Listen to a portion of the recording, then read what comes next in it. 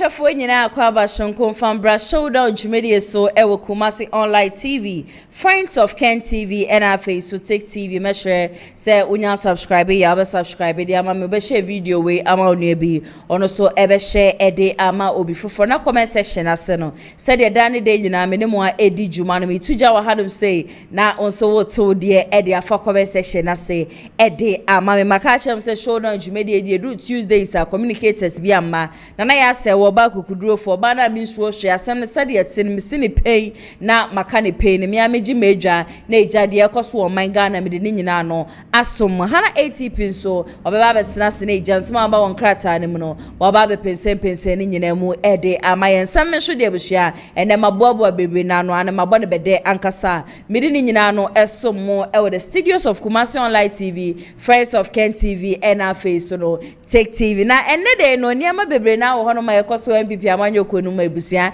ene mebo wo machi ye papa esan se yesi se penit na fie na se niam ekobone na wantumi anka mfra we na nka na so wonka ye kana nka wefo na peni na nka samu no e ade agese ye kan no e de kan wintini ye ni se na ebuhua ye tiechie na ye ni yesi bibia bebebia na ye de ya no betum ye beka no ye nye kom ni ye hwe se MPP party akane na ye do party na ye akono ye hwe se party ne betete apro apansansa debi eya dia ye beti ase kura ye nyina no nso ye nim se on the 6th of August arehusem eto man Ghana nyina ane ye mpenifuo 8 na wo mo ekoboase akwakodu wo mudwuma chese fofi anto ata helicopter crash kosi ye no ya hwe ni ma se update bi beba ene de ya me no mo kase eya dia update no abaye be ni nyina mu na ya twetwe nkomo e dia fa so and a veteran of Chief Justice Akosho Enradano, the minority versus majority. In fact, na nyasam ketwa ni nyina na ya semba kwa na se bombo ba kopa Alexander Afenyo Markins ane the minority leader osahene na semba kopa okokan ye ekopeki a whole lot of controversies de by ne ye be hwe ni nyina saso ena na Dr. Mahmoud Bawumia won na voter rage na chese wo ye campaign na no hye na ne campaign na wo ye na say MPP chairman or voter regional your friend Makafu or didn't say me to just says ya kasi yes a Dr. Mahmoud Bawumia in fact enya de bebu akra ntinom MPP amanyoko ni betie no betie na hwepemu dia wo mo sa so repeat Dr. Mahmoud Bawumia san say ya bani the history of MPP a bi brofu bi wo hono ma ye kan say consistency ane we ba mienu we ba miensa ntenu kwan se yakasa Dr. Mahmoud Bawumia ba ko ba ye no in fact na ne figure wonya ye ne nhye nkra laji 38 nhye nkra ntini nka ye ma ne nko na obi from Fambra in fact voter regional chairman the MPP amanyoko no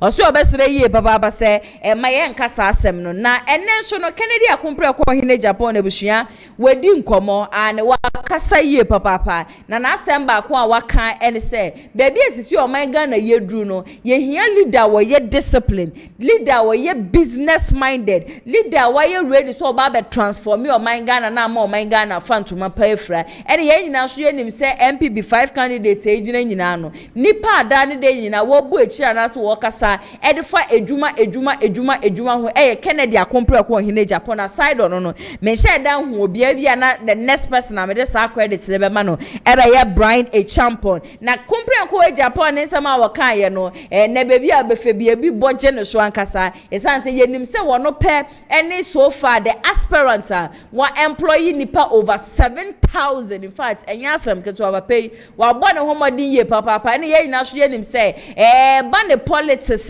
ye pepeni ache se wa bo wo man Ghana ye papa ye modin enya Kennedy akompre ko hine Japan emfensi ho just last week go kopie mu voter region whole teaching hospital adoya wo koye ye ni ade sika je so di gu mountain ebusia na nya asem ketwa mede mu be pie mu Ashanti region in fact papa wa ye bi wa Ashanti region mede mu ko Greater Accra cardio center Kennedy akompre ko hine Japan si ya 110 pesos simple afan free obi a hono ntisi ane de ye pe obi a obeba beboa no obi obe transform your mind Ghana there trust me say Kennedy akompre ko hine Japan ono eni obi a obetimi aba beboa mo mind Ghana afa ne ntuma pa efra ye man peni so his excellency John Dramani Mahama wedi nkomo bi na ne nkomo ne ne kasa ye nyina no en wo che say illegal mining galamsey a dane dan nyina ne yebo aban na chi say wo mu say ye show say yen sase ne ade nyina no wo se ade a che say se de we decide say obe pe kwan bi obe fa so bi abe stop illegal mining wo krom han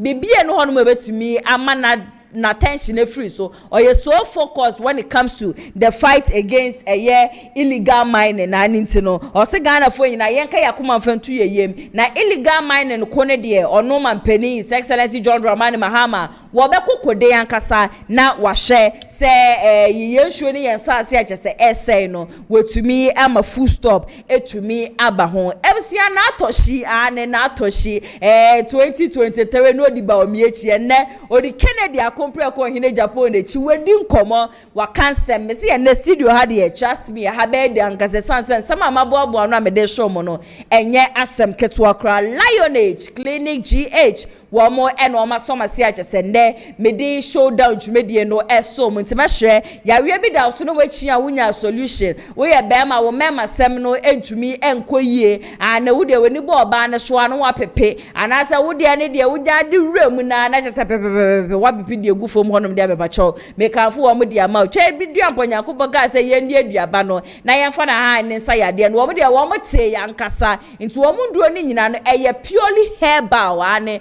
herbal medicine ankasa jese nduro no papa nti say ye wakoma na bon tentem say ye arthritis anyhow wo your ba fibroid how woman siesie mu ni ade nyina no problem ni nyina no me pacho me kanfo wo mo e de ama wa chese wo frɛ wo mo a wo mo solution ankasa a wo mo e de ebema ope o mechi akwan akuma se no wo mo tech maximum sasho na encremante mu nso de wo mo e wo sprinters wo mo ye adwuma Mondays ekosi Saturdays each and every single blessed day biana no pa 8 a.m. ekosi enwumre 6 p.m. Uwo bi memu ni ade a me pa cho frɛ wo mo a eye free consultation saso na wo man mu na fresh okra na eye free consultation uwo akra frɛ wo mo 0559658403 saso na uwo kumase a ubetimi afrɛ wo mo 0558143438 na one wo mo atwetwe enkomo ebusua yenra nsɛm agya ndema boaboa no am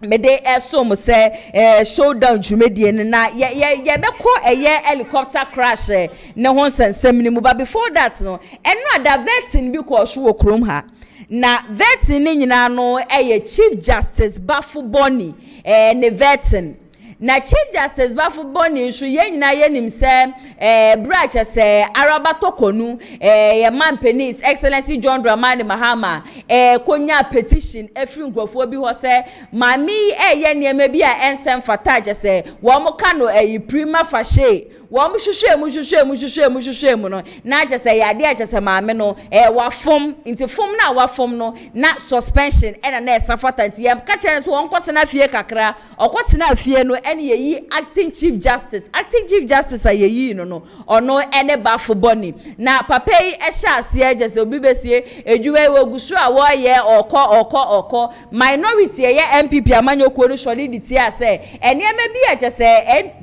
NDC aban ba ye wo mo ye no niema bi jese ebe ha wo man Ghana ye papa esan se eba no ye politics won sensem a eni kwan se ye di ra ye mra ho sensem mu the moment a wo the politics ne beba be fra ye mra nsensem no mu na chese take over ntino the acting chief justice Bafuboni a wo mu yi no the minority was so against it to say maame ne inform ye na maame na bibi biara kra wa ye bia no mu betumi ne nakayeti krom ha na mbeka cham say ade a maame ne the case no akwa mu ewo ECOWAS na wo mayibu kra ne nso na ye wo no ade a maame di kopie mu ewo court na minority no resist this concern ewo floor of parliament say the case no egusua ewo court no eni kwan say acting chief justice Bafuboni yetumi ejini tum no ne ba no be ye chief justice wokrom ha ye nim so say ye call parliament house dia NPP amanyokuo no super minority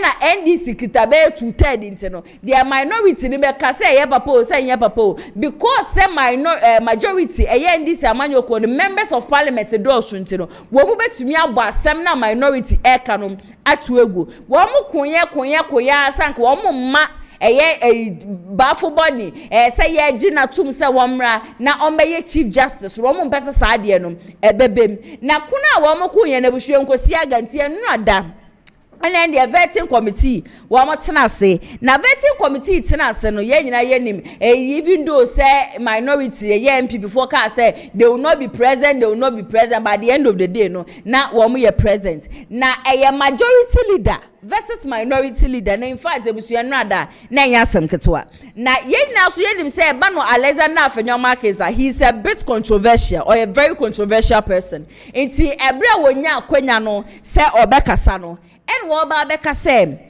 ebono bafu boni a chese ne wo mo vet na wo mo hwe se wo mo betumi agi na tum no oye disputed chief justice ene ye nyina ye befo ye dictionary an ene ye besua de yie papa na sa disputed chief justice word na Afenyoma kin erezi ye no ene ende mahama or majority leader wono hwe se da bi penny a we chairperson wo program yi mu ensema a chese ne minority leader Afenyoma can see ke ensema a chese enchire buo ni ade na so obekọ as far as o ka say bafu boni no disputed chief justice ne de wone ne nya adwen na buhua ye ka so obi ye disputed chief justice it is not a didi attempt enye didi attempt Alexander Afenyoma case was trying to say yes, she said, ye Araba Tokonu, NDC aban ba ye, yes, amafo the petition akwa kopie mo John Dramani Mahame nim, enuntini ye suspend ma me no kwa wiechie kra no, ma me ne agi ni dibra no kra no, e de free ni nsem no. E san se case ni wo court nti no. Se ne, ye da sore na se mo ba na mbeka se, mo ba be yu obi fufra, enye mra. Eni kwan se wo mo gitum. And wo mo gitum sa so a enye yie nti sa brofo ba ko disputed na minority leader Afenyoma kense kokan ye no ene buhwe ndi ebe blow alarm and the abema majority for dwa lie na ndi Afenyoka na majority for no shwaka na afi chese buhwe for 2 solid hours na ye easy afi na de na chairperson obetumi aya ne so obe suspend sitting nti abre was suspend sitting no ye na ye nim say minority for die ade ba ko wo mo ye ade ba ko wo mo ani gi hu ye papa workout. After the suspension of the house, say, ye court break kakra, we will return. No minority aspect no answer so ametena sibiom because they felt to say, and never for born na ye gina tum no case ni wo court no it shouldn't happen. Eni kwan se wo mu gitum se e wo se papa ne ba no be ye chief justice anya hwe no e wo ECOWAS o my Ghana ha so kra na ye wo so kra no e san so wo court mu ne maame ne ntena se mu ne maame ne ndi ni ye ansa na se mu beja maame ne kwan a mu beja maame ne kwan. I think somewhere last month na me be ka kire mu se e ya de ache se ye former chief justice Araba Tokonu Tokonu o de abetu dwa na o to de abetu dwa nyina ne so o se ye anya hwe no se ye leni off bidia adododie bi wo hon ma wo sa ne nsaka sa adododie ne ade nyina no ne nsentumi ankanto wono ankase muku asa the case na sa akọ akopie mu wo court into the comparing say ye judicial emre wo hanom comparing it to say ye the politics ne ade ewurawuram no me amiti he say wo bisamia I know say said ye Afenyoma case so sifa ye ne niam ne ade ntino obi beka say Afenyoma case is being arrogant but say wo to obo na wotie ensama na Afenyoma case kana efobino it is okay and NDC kita 2/3 our parliament into whatever the minority will do say ya the poll ebusia say nya the poll trust me say enya de ebeko baby and am say no ada no na nya easy kra in fact mabobo videos bebre na no a me share so obeka me hone yakọ na yakọ akọ share videos ni nyina no abasisi a unequivocally clear. The minority in parliament object to, and Chairman, I object again. I object. Hold on. Honorable particular point. I must place on record that I have admonished that we should all operate within the ambit of the law. Honorable Minority Leader, be guided by Order 103D, and then let's make progress.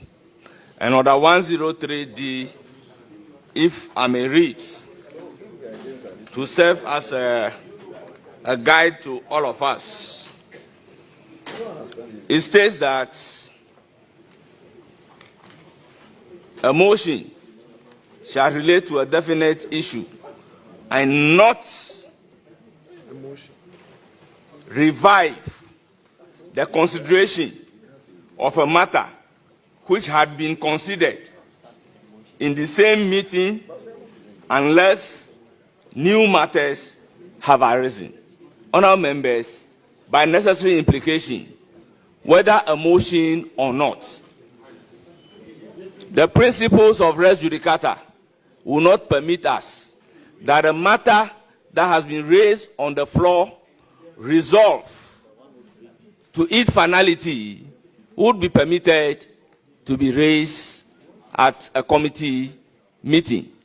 So, Honorable Minority Leader, refrain from anything that is relating to sub judice rules and let's make progress, with all due respect.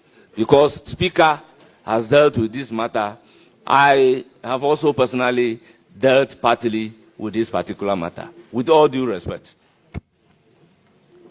Chairman, the facts speak for themselves. On April 22nd, 2025, Chief Justice Gertrude Araba Isaba Tokonu was suspended as a result of a prima facie determination by the Council of State as contained in the public announcement made by the executive. We, the minority, hold the view that the subsequent committee that was set up under the chairmanship of His Lordship Gabriel Scott Poama to trial the Chief Justice amounted to a travesty of justice. Chairman. The removal our rules are clearly offended. In the language our rules are of clearly judicial offended. accountability. Because the rules I just read clearly offended. But the rules clearly are offended. Chairman, the rules say that the conduct of the speaker, the Chief Justice, members and justices of the Superior Court of Judicature shall not be raised in Parliament except on a substantive motion. He has just raised the question of the conduct of a Supreme Court judge who chaired the committee. And he describes it and the conduct and what the justice did as a travesty of justice. He has raised the conduct of that judge. He has. And the rules are clear. And I can assure you that I will not allow you to breach any inch of the rules today. No inch of the rules will I allow you to breach. Let me respond to him. Chairman, let me respond to him. Chairman, let me respond to him.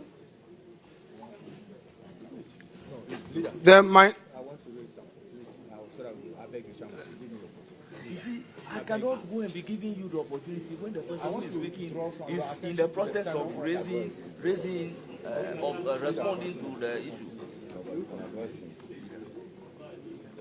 It doesn't fit in the rules. Yes, Honourable Minority Leader, you have the floor. Mr. Chairman,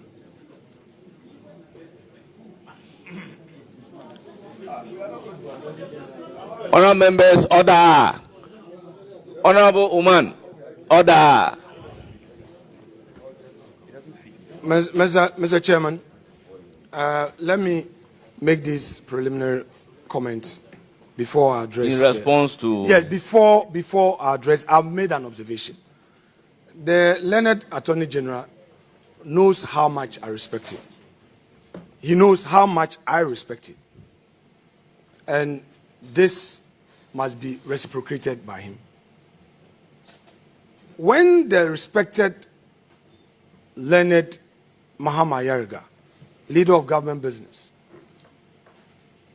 was raising his objection, I remained quiet to listen to him because I know that decency requires that we listen to each other in silence. We are lawyers, and in the East, we must demonstrate that practice at the bar for people to know that we listen and respond. So please, unless there is another plan that I don't know, but whatever that is happening today, history is watching. Now let me respond to my respected colleague, the majority leader. Chairman, it is his contention that my reference to the committee's work amount to attacking the conduct of its chair. With the greatest respect, I need to be listened to, and he has to pay attention to language as used in context. For the avoidance of doubt, I am repeating that the minority holds the view that the committee's work resulting in the removal of her ladyship, the Chief Justice, amount to travesty of justice. It is a view we hold. It does not offend Order 1237. Order 1237, with avoidance of doubt, provides the conduct of the Speaker, the Chief Justice, members of Parliament, the Chief Justice, and Superior Court Justice of Judicature shall not be raised in Parliament except a substantive motion. Now, the distinction must be made. Respected Ayarga, please, bear with me. I've listened to you. The distinctions must be made. Your work in the regular official duties and a critique thereto must be distinguished from personal conduct that one would consider as misbehavior or stated misbehavior. I am not, with the greatest respect, impugning the person of the reputation of my Lord Puaman, who I voted for under the influence of Honorable K.T. Amon. When all the odds were against him, I have nothing personal against him. Because even where there were personal issues that people were attacking his reputation, I was one of the few who stood. Mr. Chairman. So I'm not here to attack him. Mr. Chairman. And he knows I won't attack him. The caucus is talking about, please, Honorable Ayarga, let me finish. You were allowed to make your point. Yes, but Honorable Minority Leader, just be brief. Very well. The committee's work is what we are expressing an opinion on. And we are using very civil language to say that what it did amount to travesty of justice. It's denying us every opportunity of expressing our opinion on an important national discourse. Be it known to you, Chairman, and the committee and the country that we, the minority caucus, hereby vote en bloc to reject the nominee. We would want to state on record that the majority can proceed with the questions. We do not intend to proceed with any question. We are, however, registering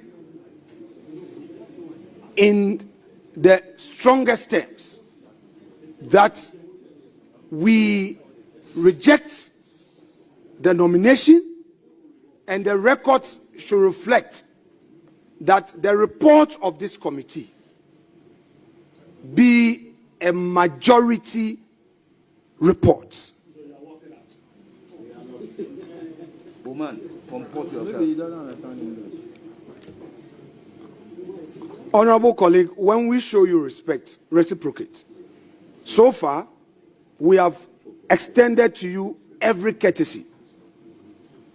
We've heard all those unpalatable words. We've heard the abuse. So please, for posterity's sake, listen to us. We don't need to vet a nominee before we vote against the nominee. We have preliminary issues well grounded in law. You may disagree with us. And we say that on the basis of that, we cannot be part of a process that would give right to another and deny another of her bona fide as enshrined in the Constitution. Chairman, that said, we would yield to you to proceed whilst we exit this committee room with our views well documented for the records, and on the floor we shall proceed with a debate further stating our position and take a vote against the nominee as required by the rules of the plenary. Thank you very much indeed. Alexander Afenyo Markins and I just say and rada in fact nenye izikura vetting of a Chief Justice Bafoboni. Ejawosha said ye were to na mahama yarigas wa to no so wa to ni adia. Nini na no nkwe nam say NDC amanyo kono. Wo ye super two-third super majority ntino. Nini na kwa ye minority fo bufu ye. Wo mo ka say wo mo ntiase san say adia Chief Justice position na wo honom enye vacant ane ewo mremu se still na atokonu ene obi a ewo so ye Chief Justice san say case ne wo court ni asem ni wie ya yemfo bi foforo emfa ni mbe replace na minority ne dia wo mu hu ne say ye judicial system no e na wo mo de politics and this for e de politics nsensem no ewremu nti enra da cha say ye je bafo boni tu mu se wo no e na sisi a act ne na ne shubio oye Chief Justice of this country no minority ne nya part and Alexander Afenyo case and another preni ni crew ni nyina no they weren't part of the whole process na so na ja 2/3 fo a wo mo ne dia wo mo kai final no where ya dia just say wo mo vete papa ni wie ye e baba pay say ado ye Chief Justice na papa ne kasa ye ba akumu no e no obeka say ebra no ye young no na ade ba ko a atayi the cromfo techam wana nkasa Ghana he nyina cromfo kesi a chese ya grab ne pa no o se ebra no ohwa no na wo hwe abrantie bedi nanim no hwe abrantie no ni criminal cases ni ade a na soso ni ade a avye kwa wieche na ba se wo mani mfie no ye judge ya mani mfie no wo tunani na 70 years na obetumi di amane e san say na onim sese ata yi ko no kodem 70 years enta so ntwa 70 years no mra no na ya ade a no bafo boni so obewu kura no ewu ko because abrantie na ni criminal records na ekita no se na wa mane emfie je se so ni ade a no osuro se abrantie ni ye ja na ebia so mane 20 years no kono oba obeba be ha me eye na bushia ni ade but se dem di kan ye no ebeko beba nyina echi no eye ade a je se na ye Chief Justice eye Bafo Boni ebusua ye nwremu ye kodia na chese helicopter crash e see here on the August 6th August 2025 chese eji enyansafo nimdifo ene enkrofo a chese wonka wo bo mo manga na etumpo manga na afa ne ntuma pefra no sankrofo 8 ni nyina with 2 helicopters and 2 pilots ni ade nyina free yensem ya eno so be ya rehosem wo Ghana magana fo yeti ni show ekasa ye no na da ne de nyina especially me video comment section asiama futumi ba na ya investigations ni ade a wo show ekohwe da benda no mo de report ne beba ene report no ade a kyese wo mo dia ba na nu ada na just say ja wo mo submit bibia erekoma ye man penis excellency John Dramani Mahama and wo mo shadow and day 11:30 say and then na de see ye no wo mo de beto Ghana fo nyina enim na eye captain Fojo and e kasa ye na captain Fojo ne nsem a wo kan ye nyina no ye be kwa akotie ne nsem no but before that no cheche nsem bi say helicopter na nkasa no ebra na eba be free eye nkremante mu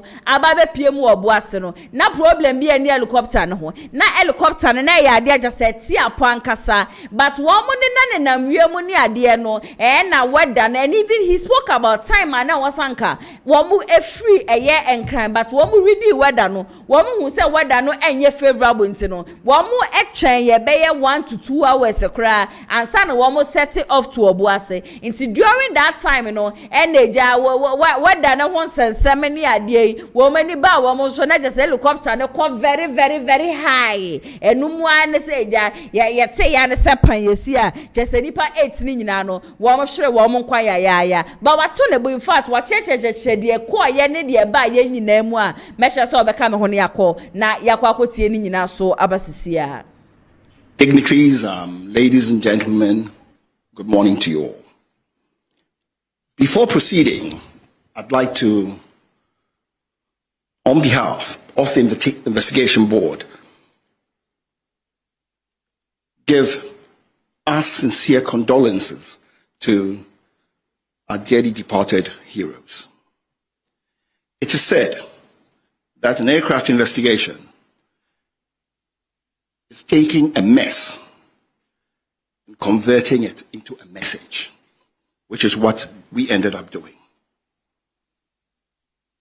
It's my humble duty now to take you through the presentation, which reflects the report that was presented yesterday.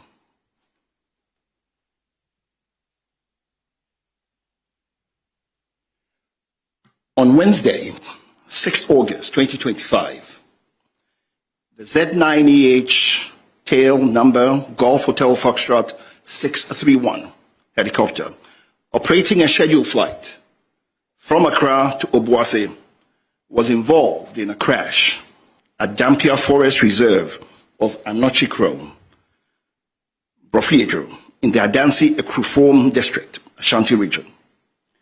All 3 crew and 5 passengers on board died.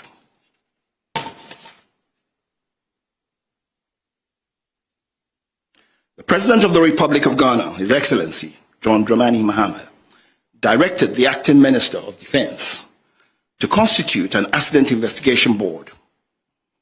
The Ministry of Defense, on the 25th of August, 2025, announced through a press release the establishment of the board mandated to inquire into the causes and circumstances leading to the Z-9 Echo Hotel helicopter accident.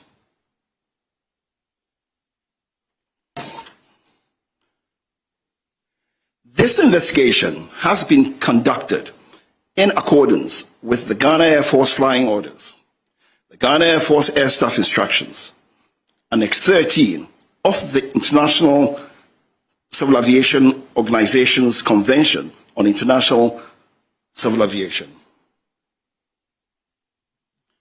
Generally, investigations under these regulations are conducted to determine circumstances leading to the accident and prevention of future accidents and incidents.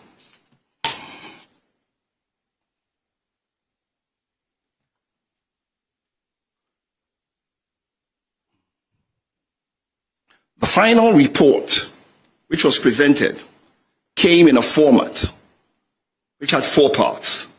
Part 1, factual information. Part 2, analysis of the factual information.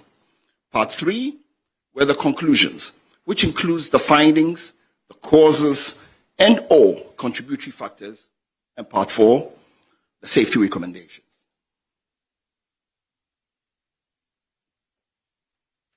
The composition of the board.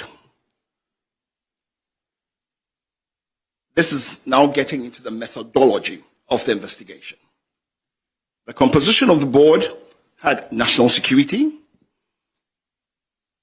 Ghana Armed Forces personnel, personnel from the Aircraft Accident and Incident Investigation and Prevention Bureau, Ghana, National Intelligence Bureau, and we had some staff from the US Air Force also with us.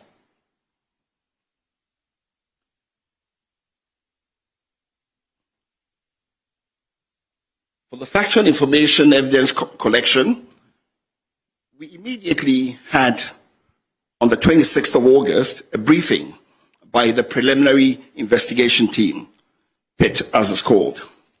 Now, the preliminary investigation team was sent out, had, on the 26th of August, a briefing by the preliminary investigation team, PIT as it's called. Now, the preliminary investigation team was sent out on the same day of the accident by the Air Force. Their task was to go to the accident site, secure the site, try to protect and make sure that all perishable evidence was secure. Now, when we speak of perishable evidence, we mean things like information, things like memories, because people forget after a short time.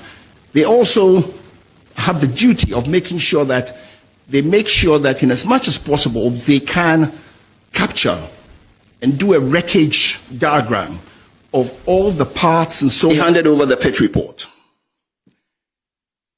The flight recorder, made up of the flight data recorder and the cockpit voice recorder, which is typically called the black box, and some personal effects of the passengers. The team then started, having gotten this information, decided to proceed to the accident site to get first-hand knowledge of the accident site and to be able to interview witnesses and so on. We also went through a process of looking at all the maintenance records of the aircraft. We looked at the flight logs of the aircraft. We looked at the flight logs of the crew.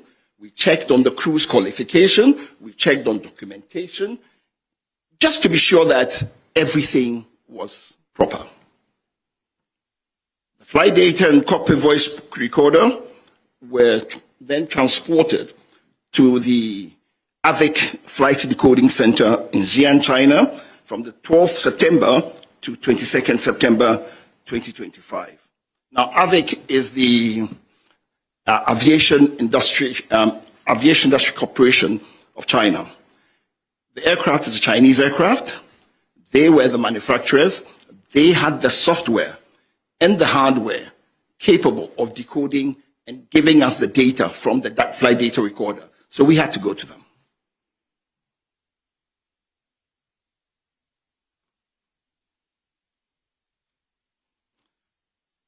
We also decided, as is normal with investigations, to look at the human factors and operational information. We looked at the medical and psychological records of the flight crew. Interviews were conducted with pilots, engineers, superiors, to assess the crew's proficiency, training history, and operational culture. We also actually interviewed their families and so on. We left no stone unturned.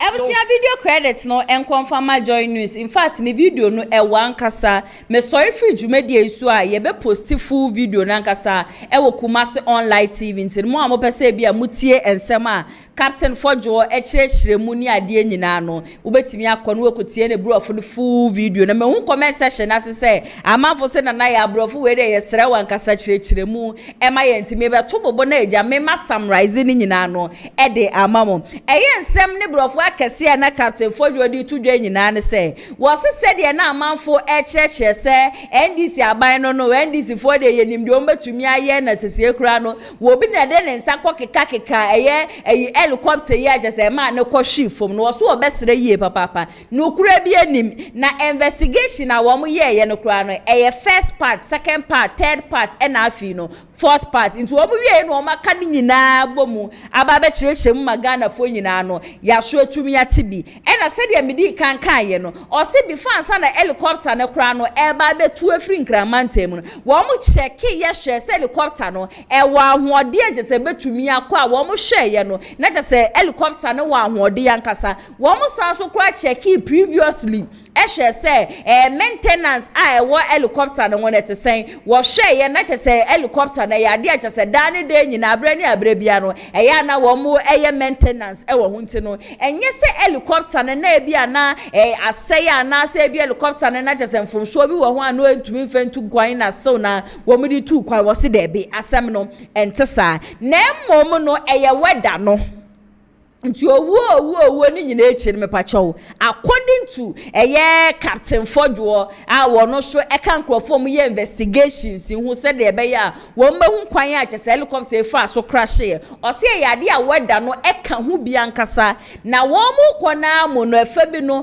akakakra man ko medu obo ase honom no that was when na chese wo mu lose track into wo mu lose track no mani ba wo mo so no na chese if an say helicopter no say rise ya for say ya level will be say ya say shoot ko shuru say e busha say chechemu na mede ma no matiase aha nti enam say na bia kwa wo medi ba wo mo so na je say e ya ade aje say e ko shuru ankasa nti enumu na aje say lose track ne ade na neja e ma pan no ekosi ye nti no ye de be hye say weather no e ya ade e ka ho bi na helicopter na ankasa de ne brofo akase a wo chechiremu nyina no helicopter ne na bone bi ene ne ho helicopter no na ya ade aje say nse ye na mfomso obi ene ne ho obi ene ho no ma okoluzi tire na so obi ene ho no ma ode bomb bi ko share ye helicopter ya ekọ crash ye ntin mesere reporter achese ne nam na Z-9 helicopter na amafu shechire no mo na wonam wo so masade we si ye nyina obesere se nukura bie nim na de ekura be bie si ye adanse we na ka je some few minutes bi mpo emo medru be bia je so mo kwa ye program no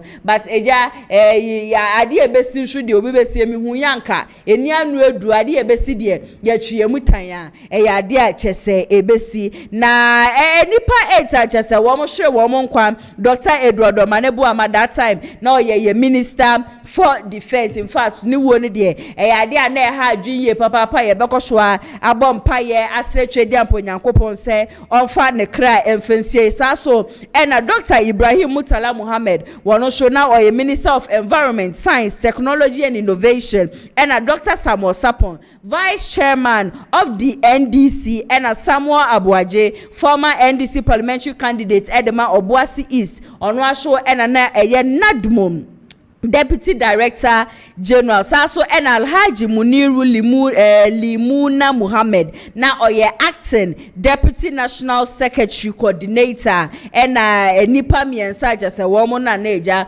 wo mu chef flight ye bebe say Ghana Air Force crew na wo mu miensa ye quadron leader Peter Anala and a flying officer Malinchum Ampedu and a sergeant Ernest Adomensa sanko 480 and now on the 6th of August 2025 ya reho sema to Ghana fo nyina no na wo mo involve yenim se enne day no ya de agese buhia no obi besie ye bie wo mu kurani wo mo nkafra nkasa areho sem ne de enya sie wie ba twede amponyankopon no ode ma no no aso na agent at the end of the day no eja Ghana fo na mo pe hu de kosi ye agese ma helicopter crash no esi ye nde Captain Fojo wanya ntobuase wa kirekire ni nyina mu e de amaye ntina 40 bia ni Z9 no na nse ye na problem bia ni be ya de a weather ne nso ka ho bi ni ye na so enim se 2025 yankasa no weather we chese the only year me hu se November ni ade nyina buhia nsuo den eto 2025 nti wo kase na weather no ya de chese ka ho bi a I think say ye ne be ya adwen ba ni nyina mu nyankopon emfa wo mo kra ensie abusua yen too far na eja yen monra MPP amanyoko ni mu akachie na ye kwa MPP akachie story back one from last week ebe nyina no machiti ye papa Dr. Amache versus Abronye DC didi atem ni ade ajase busua opete digu honom de ma Dr. Amache ni nyina no nam so oba abonten ebe ka se ade ajase Abronye DC wa disrespect your former president Kufuor. I think say I have really spoken a lot about this issue ankasa na enne Denise miracle Aboagye di nkomo bi na enkomo a wodi no. This whole incident by Abronye DC bedidi papa ya tem ebeka say papa ne ye kronfo papa ne ye murder papa no ebra no ye adwuma wo hospital kra no ma for wrong injection no ku amanfo ne ade especially media personnel ye de ya no tumu bi ankasa ye fire ya ankasa kra bisa say nti se bi empenifo bi ni MPP party ne mu a ade chi ni ade se bi nsem nu ne nsemfo agese ekoso party mu wo betumi akole eya Abronye DC to order eno ada me betena ha the story bi so na Abronye DC chire say ono no obi enhye de chire onsuro bia oye just regional chairman de ma MPP party no obi enu obetumi aka na no atum say de asam ne tie no obeba be fire say be affect party no affect party no ono Abronye DC emfa ne ho odi sa ne nkomo ni nyina wie na Denise miracle Aboagye ne wono so kasa no say onti ase de enti Abronye DC a won ka Dr. Mahmoud Bawumia crew no ho onye part of Dr. Mahmoud Bawumia ne campaign team no ho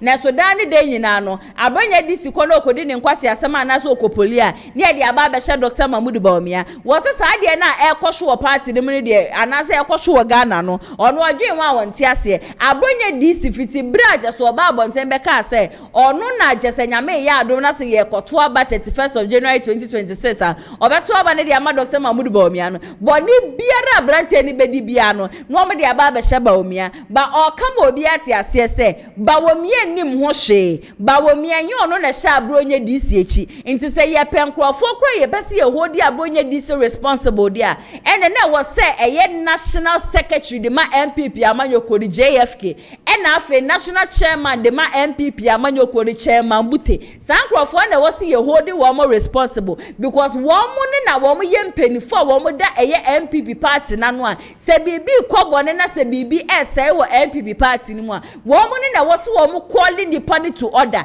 na mbom no enye Dr. Mahmoud Bawumia na Dr. Mahmoud Bawumia hoi oni Abronye DC na mbom oni ni ndidi mbom yes wo so support no but since Abronye DC batwi ni ti so support Bawumia enu ti na bibi e be kobodi bia no ye de hye Dr. Mahmoud Bawumia the only thing na Dr. Mahmoud Bawumia betumi aya ne se bi obefa ne phone no obefra Abronye DC akacha Abronye DC se onche did their term na show but he does not hold Abronye DC and he is stating emphatically say Abronye DC is not part of Dr. Mahmoud Bawumia ne campaign team or your regional chairman into regional chairman former yenjai say ye attack eye Bawumia no na yemfa ahode no emfa nko attack eye the executives the current executive of the NPP amanyoko o kan wie ya na mse we hu se bi eyi kwapia na ye abia yeti krom ha ena kwabrade kodi ni nkwase asema amode be hye kenedi akompre ko hine Japan sebi onu nkoa ni obi agese on de onu na mo betumi provoke onu na mo betumi aye de mo pe bia de a kire na hwe ye hye asese ye be attack ye ayi Bawumia de mo be ka kire ye se enye Bawumia ena hye Abronye ese na ye misa ye ho sa ayi Bawumia ne campaign ade a wo ye nyina wan na ekasama no Abronye disi nkasa mfa ma Bawumia nti sedi e wo bi free Kennedy camp sedi e wo bi free Brian camp ba no be kan bibia muko attack the main person aspirant na wojina no mumma kwan na said Abronye DC so odi ni nsamfo no amanfo attack Dr. Mahmoud Bawumia it said Dr. Mahmoud Bawumia peniye Dr. Mahmoud Bawumia show him set 31st of January 2026 amanfo be kwa kwato abade amane dia and the unfunction ni trim sa Abronye DC kan krofo na wo mo sign the campaign no I have gotten the chance to speak to a lot of delegates and some of them catch them and say because of Abronye DC they are going to vote for Dr. Mahmoud Bawumia. It is a Dr. Mahmoud Bawumia penny. Said Dr. Mahmoud Bawumia pursue in 2026. I mean, say and no to be possible. Then he should call Abronye DC to order. And Mama say Mekasa we should stop attacking Bawumia. We should stop attacking Bawumia. Bawumia tua na Abronye DC. We tie measures so become honi call na yakwa tie Denise miracle Aboagye seminal and from Brasisia. Ya de mbra na era na ekuo no. Yeko ne mbra no. Emma wo flag bearer and I say former flag bearer and I say former vice president to me over a regional chairman. At best, the Obayane say, Ebia wo kojo minimum na waka bibi na ntwe ye na mafafo na mafra say ah kojo na de we aka de say nko yi o me ko abroche memu no bi ka say ah na wo ga na ni na ote ho and our radio station back home in FM presenter kojo o kan something no sika no and on nkasa no na yes ah na na makika sansem na me say ah na Ghana ni na me fi Ghana ampa and o Ghana radio presenter but the first time me fi Ghana ni say me na me channel de wanye dia obetumi akire kojo jantoa dia onye on air the owners and the management of Insira. And me just because me Ghana ni na kojo nso ye Ghana ni because they are kojo ye no me egu me ho fi egu Ghana ni na ho fi nti me metumi akire kojo ni so me frɛ kojo na me ka che na opa notie opa ontie but ye wo mo a eye o masudie a wo betumi atwe kojo aso ana wo jasa nkrofo no weja kwasitum weja management of Insira and I would do any better miracles or no abakomo or say monto abama no e ka chen say yan to ma wo because ukromu wo radio presenter bia ogu mo mine ho fi ana won ne nkasa na wa be jan say to abama Obakaya, there was a point in time the general secretary of the party issued statement I refer the original chairman Abronye to the disciplinary committee. I didn't know general secretary na kanche Dr. Bawumia say on no issue we ma sanction ma Abronye because he has no such mandate. Na the okay nyina say Dr. Bawumia money awaye nyina ne say Abronye bie na no kan ye say about one na MPP kono me Abronye metwa ma Dr. Mahmoud Bawumia because of that inti Sabroye no munsuo anaso no ma petishia ono mo Dr. Bawumia di mu odi benku a odi Bawumia di mu simply because Abronye as one of the voters. Remember Abronye na organize elections no Abronye na friend is saying over running presidential primaries no kojo Abronye or you're just one voter out of the 280,000 voters that Dr. Mahmoud Bawumia remember, in the context of these elections, yes, he's the regional chairman of Bono region, but he has only one vote. And into the Dr. Mahmoud Bawumia vote, no, on one Bono region, no, he has only one vote. Dr. Mahmoud Bawumia also will be a vote.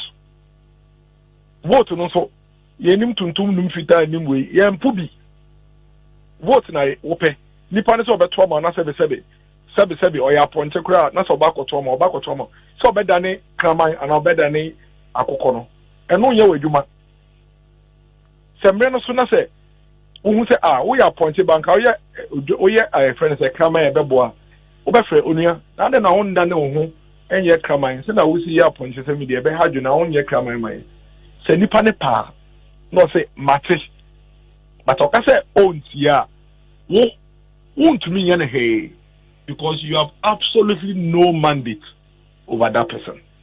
But you make miracles. Me a member of the Dr. Mahmoud Bawumia campaign team.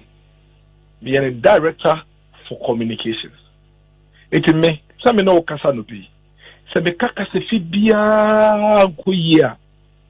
Dr. Mahmoud Bawumia betumi afrɛ me na watch my son. In fact, betumi afrɛ ka say hey if you na comment kasa ma me bi nwate me jiwadi me ntumi no ye dwuma bi ɛno no ye because ɔno na wafa me sɛ me mbɛka ne team ho na member buano yeden in your campaign. Abronye, on Dr. Mahmoud Bawumia team. He has no role, no function, no responsibility in the Dr. Mahmoud Bawumia team. As a stakeholder, Abronye is only a voter. One of the voters are MPP Moa. Flabber is in our press on million vote. Osio betom Dr. Mahmoud. 2023. Abronye, this one once what so baby supported and answer Kasama Dr. Mahmoud Bawumia. Baby. Oh baby, I know dinner. But I feel say, Metro about Dr. Mahmoud Bawumia, even though previously my yenesa.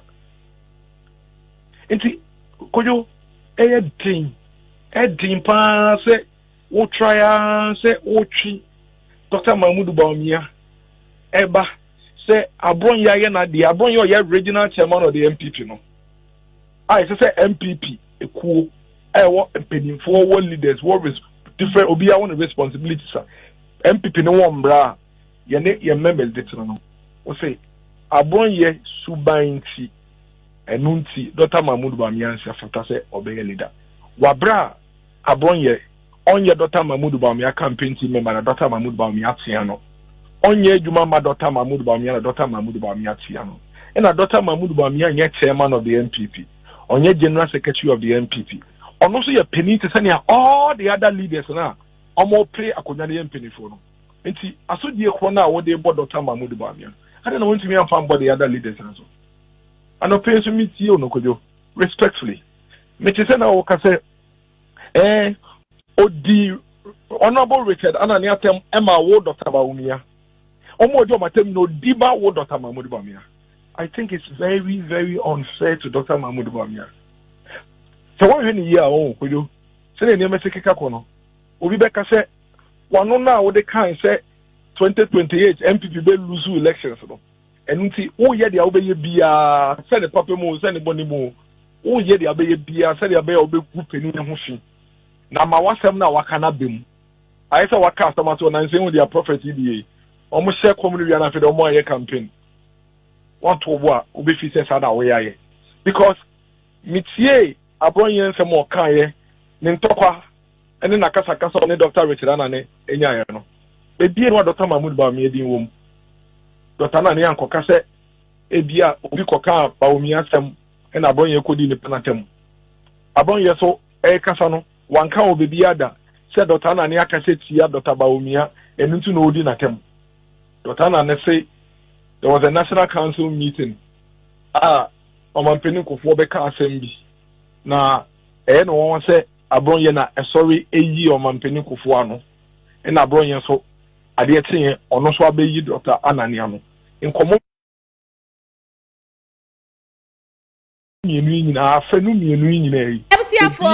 Na chese Denise Miracle Aboagye ene yakọ akwakotie ne nsem abane nti wotie nsem a chese Denise Miracle Aboagye kanyina wobaso wo ka kire Ghana fo se de Abronye DC eye ne ade nyina no wonka Dr. Mahmoud Bawumia team ho wonka Dr. Mahmoud Bawumia campaign team ho de oye bia wo ye de ama wono ankasa ne ho ba ye ti kromo abusua ye nka bi nhemu ena Dr. Mahmoud Bawumia wo ye ne campaign to ewo bi Abronye DC kro ye akogina platform so etoto ayampia ne ade de ma Kennedy akompre ko hine Japan misre Denise misre bisa Denise Miracle Aboagye say sa de na Abronye DC ekodi ye ya wodi Kennedy atema e ma Kennedy supporters a wom ye delegate anu wom ho no wom so mo bufu ya wom ka kire Bawumia ne nkrofo say wom ka de wom ba wom beba ba ye no why na e favor no Dennis, maybe so say, Sadia na Abronye DC ye and why na e favor no. Abronye DC di Kennedy akompre ko hine Japan atem no. Why any favor no? Baby biara Abronye DC ye bia no. Ye nyina ye nim dada say ya dia e favor Dr. Mahmoud Bawumia. It said Dr. Mahmoud Bawumia pese Ghana for jitu mampa say he is not behind Abronye DC. Adia just Abronye DC eye nyina ono Bawumia on foaswa. What is stopping him from coming now to come and then condemn that act Abronye DC no publicly said the be ya Ghana for be hu ni say ade na Abronye DC no ade a wono Bawumia nsha eche helicopter crash ebusu esi ye se mo be ka ya ebra just crash ni si ye no ye nya NPP supporters nkwala bi a wo mo kotena be fontentan fidie so e kan semfo edi ye mampani Excellency John Dramani Mahama tem ebi make allegations say eyade ye mampani sa hyase na sa helicopter crash we yesi ebre ye be chi nkwala yi kotum ye yi ba kwa ye friend fanti comedy Dr. Mahmoud Bawumia de won sa kotu ni nsem echia abrantie e ma abrantie be gi video be ka say ebre ye chi no Dr. Mahmoud Bawumia fa phone frey e ka kire wo mo say ye ma abrantie ne special treatment e obi a ye wadi boni a ya chi no ni 7 fried rice ni akokɔ nam. And today, you people want to come out and then paint Dr. Mahmoud Bawumia say he is saint, and then Dr. Mahmoud Bawumia has got nothing to do with whatever nonsense that is going on. Yet, and I mean, every crew blind Bulgaria. Would Kennedy attempt. I hear one who said Dr. Mahmoud Bawumia Kroya or the Nensakwa to a brand Komu, and you come out and you tell me Bawumia is innocent. And he expects me say Sebi, a son say, and with no respect, a son say me near friend of my susu sinto, and dear echo na me una mentiana. Oh, you people should save that. Enough of the pretense. Everything that is going on, obi free Kennedy camp there Kennedy. Now no be free Bawumia camp there Bawumia. Me say, said the ya another day na mo point fingers at Kennedy akumpro ko hine Japan say, ono no hye ne mechi. Ya cheche ma wuntu me ma kan je say Kennedy na hye. And I started back aside. Abronye this year the name passy, and you on one as I got na won to be TV. Equaka second in the shade.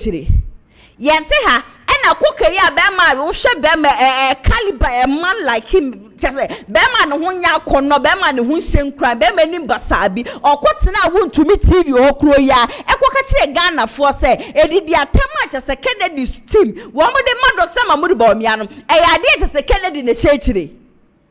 And I'm sure man about and send back a Ghana for say, be Kennedy, ye be a Kennedy team, no, and the boss about me, ye be any team, yanti ya. So why are you coming out today to pretend? Why are you coming out today to behave as if say Dr. Mahmoud Bawumia do ye saint, na say Kennedy do ye saint? E kot tiamo dia mu pe bibi dia kire mo ho. If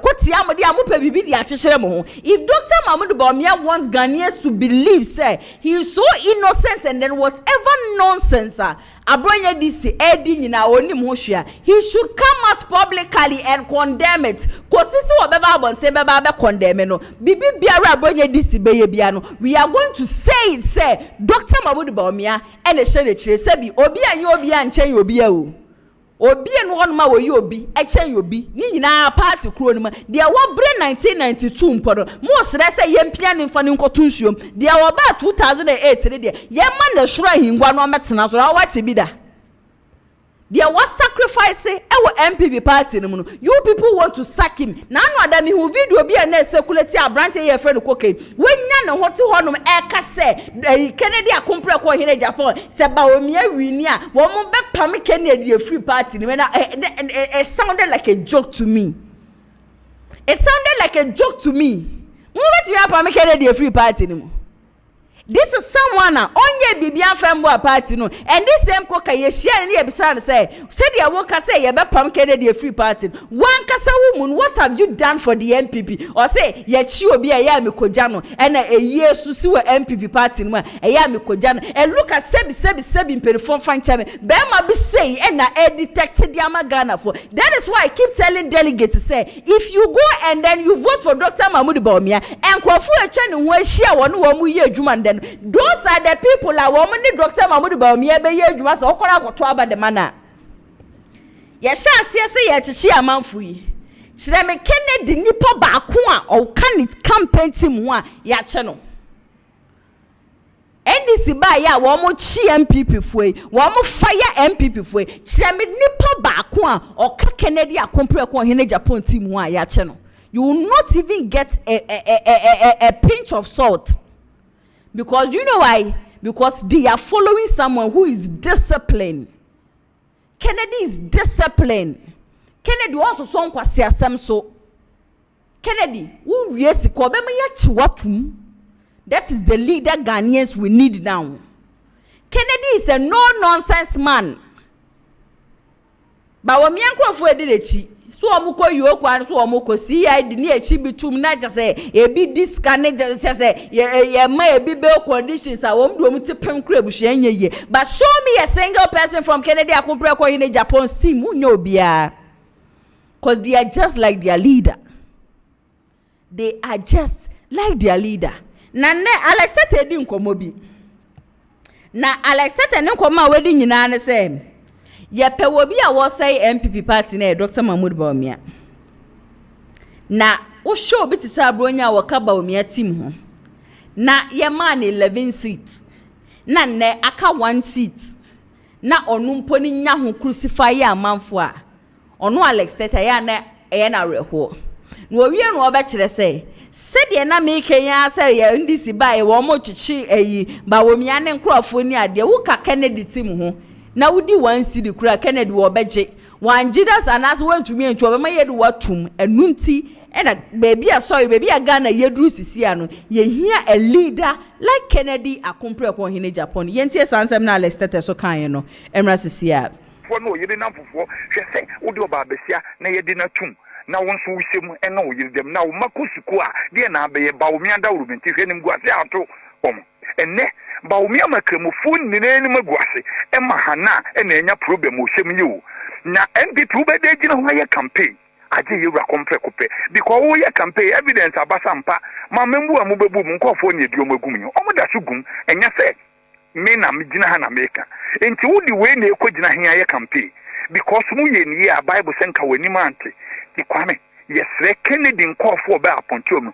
kwame wu hu ba akosi ya chi bi na wo so for be corruption because ye be pam kwame nobody wo Kennedy aban mu a wo betini afa aban sika de aye ne ope wo mre nkofo gu kolebu all the 16 region ye benya kolebu standard ye benya G standard ewo bebia na nipa esu okremu nipa nyamomobo hwa ba be sika amafa na eche mu wi amosi aban ni trimode enka wo hana akra wo ye Muslim wo ye pepe ni de mu de yenum sanka mu ye discipline won tisa wo enam Bawumia nto wo ne mahama na ti utu wani anka afori anopa na kwa ko ni fie ni wa ko ni wonam se hana one mahama ye oposi won ti ni anko wo bra peni se papa why ye president da enti ma memra na mi metiaw na wo de me godfather no mu nyina mu ye nim se ye wo ye nke se pepe for de moka na hana won ti mi anko tia papa ikura da ne ne ye opposite wodi wo wie ya efie de wo twa wani ahwe se wo nua no beboa wa na omwa wo wo hu nneema amoye ya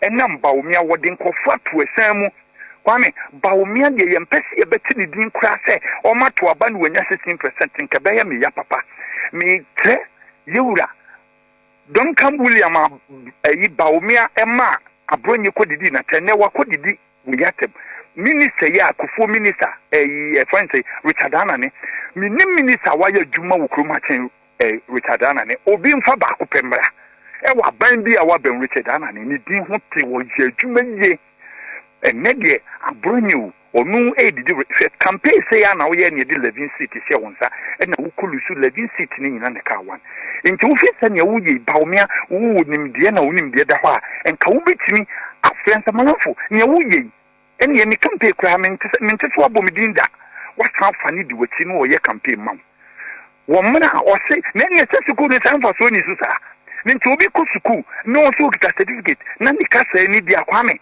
ahumti hey you are compare ko so bunu egu na sum o mfi wo mto mo so wo hey ye be ma wo mo pesa Bawumia me si wonya 15% kura kwame ne me kan kwa me no de me kwanka kama everything me kwa bo Alex Tete ene yakọ akwakotie ne nsem kasa Alex Tete eka nyina ye Dr. Mahmoud Bawumia ne nkrofo said the NDC ba ye sifa echichi wo mutum ni ade ene suban ya chese wo mo dan ne dia sa suban ni nyina no ensem fata ena ne wakasa ede afa ho na Kennedy Akumpre ko hine Japan na nkasa so wadi nkomo bi mo beka ya na video bi circulating ye say Kennedy obi ano obeso obeye flag bearer de ma MPP 2024 or sorry I was here and MPP lost the election in 2022 ena Kennedy kan obi na MPP amanyoko lose election ya de ene Kennedy achirechire nenti e wo ka say NPP lost the election in 2022 ni nyina no $1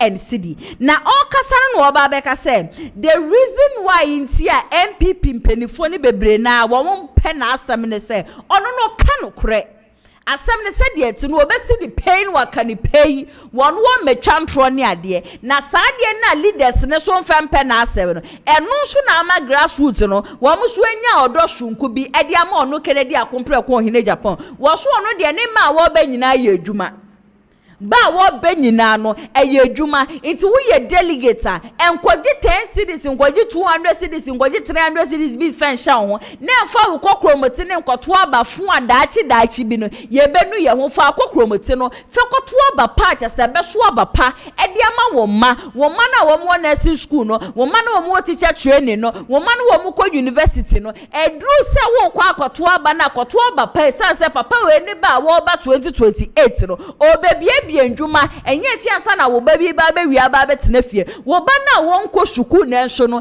na ni giso obeye mpaboa na ni giso obesua de pam na ni giso obeye adwuma wo factory no Kennedy akompre ko ohine Japan be ma ba wo se nyame ye adom na se wo ba obebie ndwuma di ama wo na wo mu nko school obebie bi di ama wo na wo ma ko school candidate ejire nyina ebusua obie no wono ma wo kasa di afa adwuma ho na ba ne Kennedy akompre ko ohine Japan ebusua mesi wo kita records no over 7,000 workers enye ni kromfo anko a aigbefo wo mu entafo wo mu fantefo wo mu asantefo wo mu bonofo wo mu chese papa ya true dia peti dia mo bia chese uko regions bi na wo share the achievements of Kennedy akompre ko hine Japan ebusia mese mi ameti hesa keka me nko ase ye mam ya kwanya se me ye pani bi wa MPP a anka futu a me de be ma wo mo ne se candidate for na aka nyina ne ye ma wo bi nyina ne nkotena se na ye ma akompre ko hine Japan nko a on the contest san se bibi papa bibi shunku bi e wo papa yi mu a obeboa ma omanga na etumpon na omanga na afa ne ntuma pay from me sure so be kam ho ne akọ na yakọ akotie Kennedy akompre ko hini e Japan the incoming president of this country 2028 ne sem no FM resisia March 2022 I had $40 million equivalent in cedis 240 million. Now, the 240 million in March 2022, it was 6 cedis to $1, which means I have $40 million. The same 2022 August, the same $240 million worth 15,483,000. So I told them, look, anybody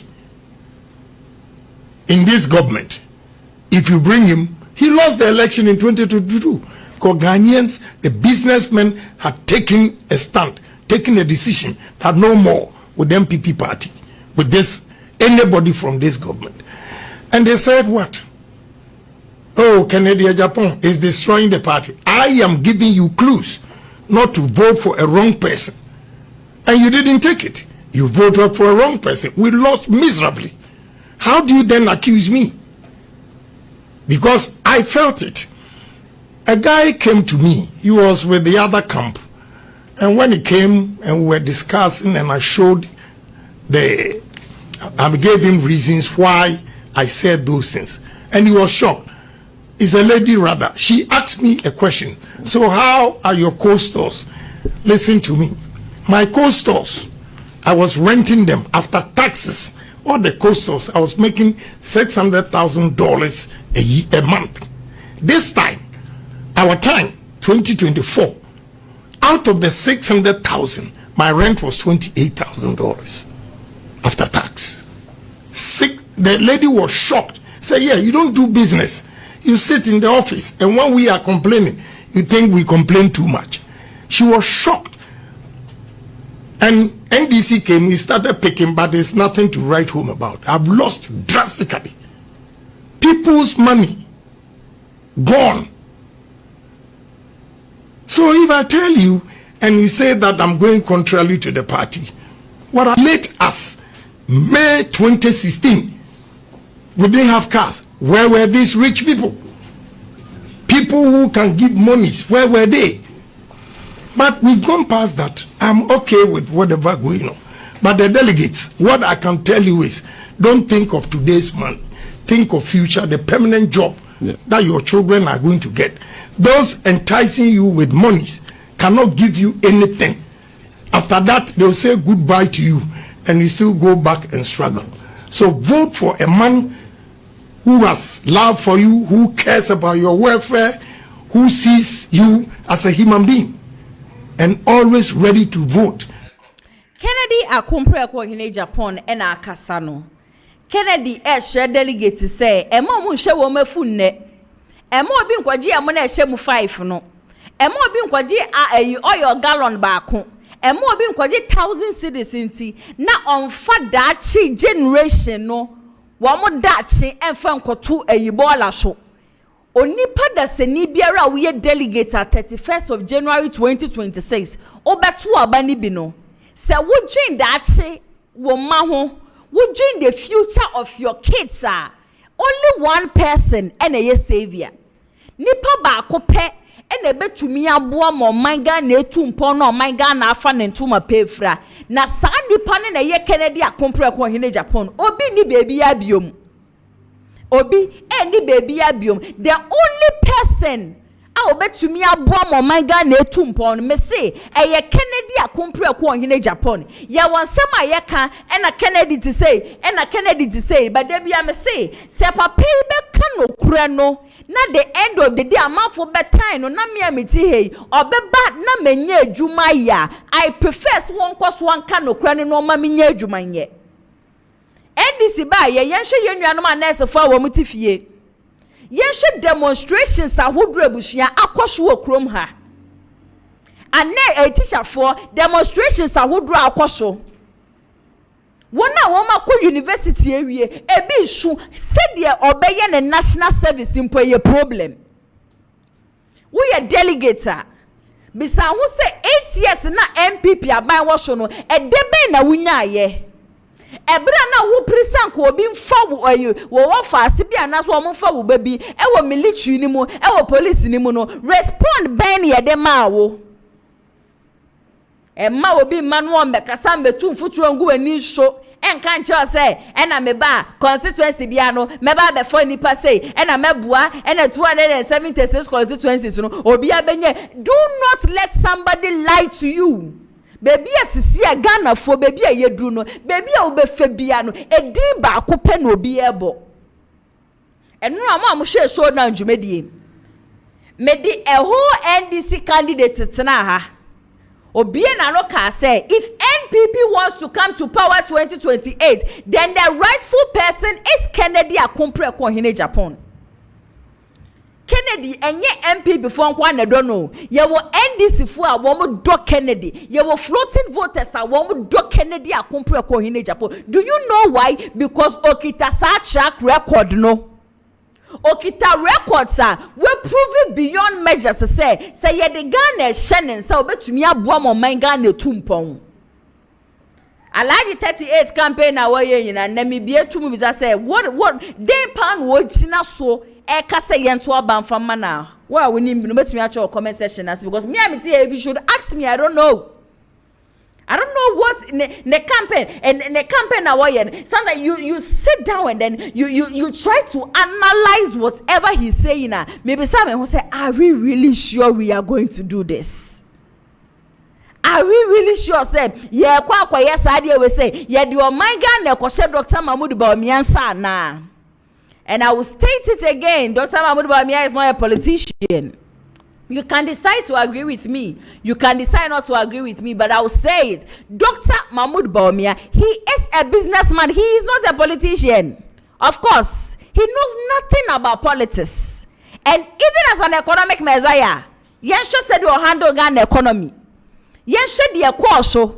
Do we want to risk it again? I am not sure. Baby, I yedru sisiano. It is only one leader. And that leader, Kennedy Akumpre ko hene Japan. Okwa amanoni a obi ebo Kennedy din. Ube pie mo mema ye obi ebo Kennedy din. Na afi dem biom. Delegate adwuma ne ye ba akupe o. Na se adwuma no ene se 31st of January 2026. Mo be man kunimdie aye Kennedy Akumpre ko hene Japan. Ne de na ebusua show down dwumedie show de bia me ka kire mo se I would expose you if you try to play nonsense. Mensaka letter B. Na letter na mensaka no.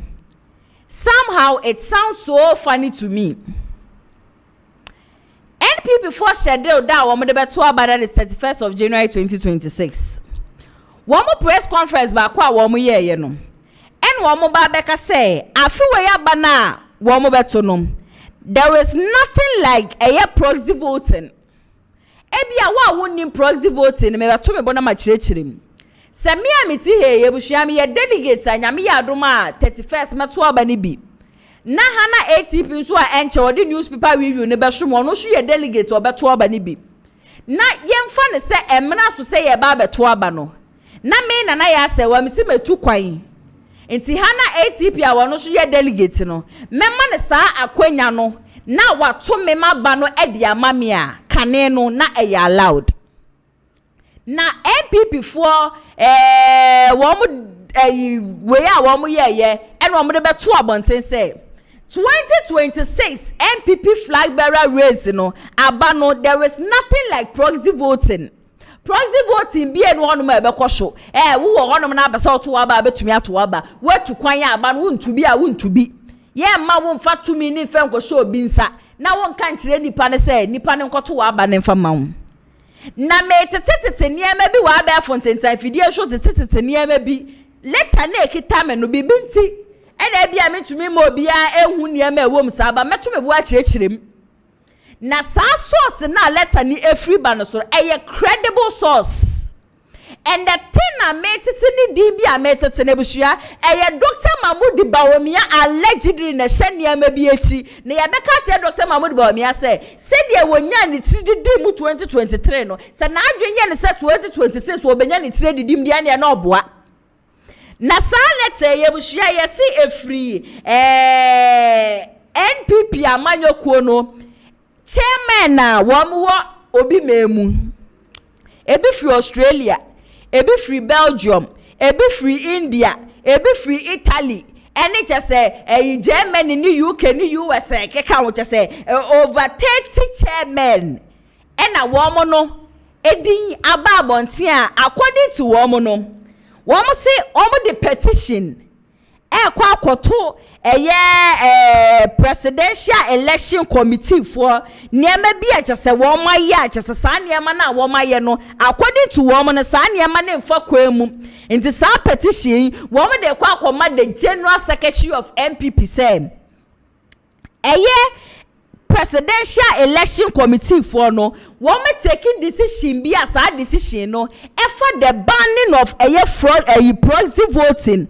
Na sa proxy voting no woman mpese woman beti ase enti no woman benya anka obi tu kwan a ye mo obi fufura kwanya na sa nipa ne nto aba yet he ya so na MPP for so be ye press conference be ka say this time there is nothing like proxy voting enti sa petition na mo de kono mo de kwase ye mfenye den na ne abusua wo ma bo MPP ateko de ben ene wo se ye ma obi akwanya na metete se Dr. Mahmoud Bawumia allegedly 500 Ghana cedis bi di mankrofo bi metete se 500 Ghana cedis ketua bi kwosho di amankrofo bi a wo mo wo man yi mu se de be ya wo mo nyina bagye atum se de be ya proxy voting ne be kwosho wo mo hwe ni yie woman say papa no woman ye careful.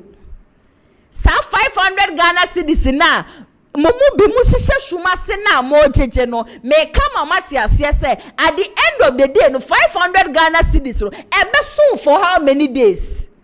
How many weeks? And sa 500 Ghana cedis no wo be di awie nti wonye wonchi ma ho kakra.